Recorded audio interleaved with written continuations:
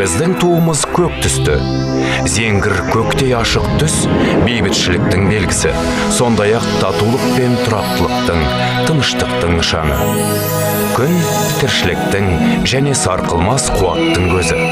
Ал күн астында қанат жайған қыран бүркіт, тәуелсіз жас Қазақстанның әлемдік өркениетке құлаш ұрған ұмтылысының бейнесі. Тәуелсіздікке қол жеткізген күннен бастап, әлемдік қауымдастық төрінен лайықты орын алған Қазақстан халықаралық деңгейде көптеген жетістіктерге ие болды. Көк туын асқақ көтерген қазақстандықтарды бұл күнде әлем жұртшылығы таниды.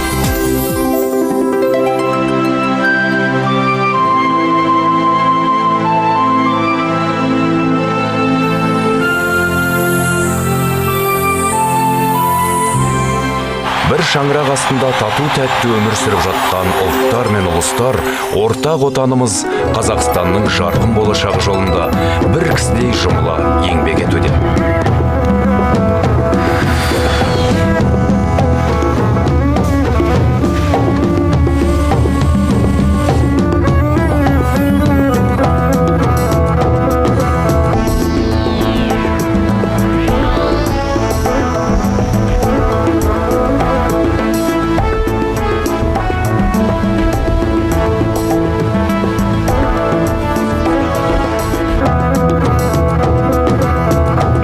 Жарасқан ұлттар мен ұлыстардың мекені Қазақстан этносаралық ынтымақтастықтың жарқын көрінісін паш етуде.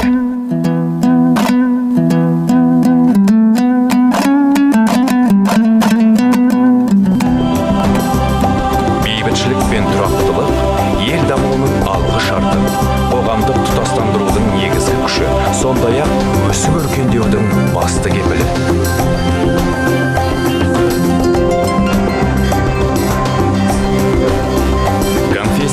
Келісім, азаматтық қоғам, мәдени және діни сұхбаттар жарасымы отанымыздың ең басты құндылығы болып табылады.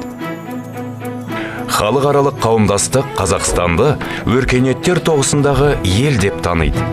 Бұл дегеніміз азаматтардың еркін таңдауы, олардың сенім нанымдарына, мәдениеті мен өмір салтына деген құрметтің салтанат құруы.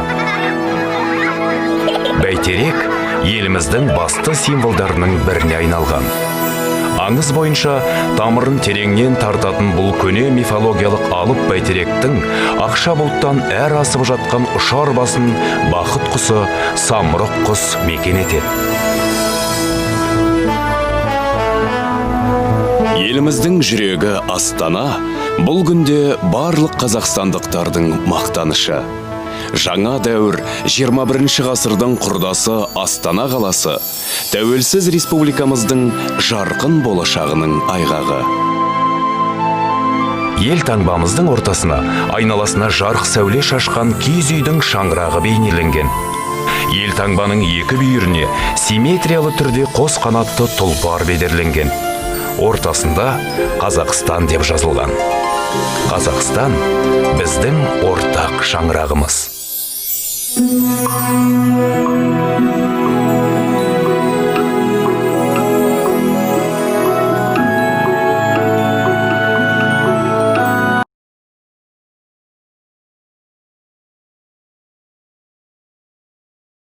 Дауысты дыбыс.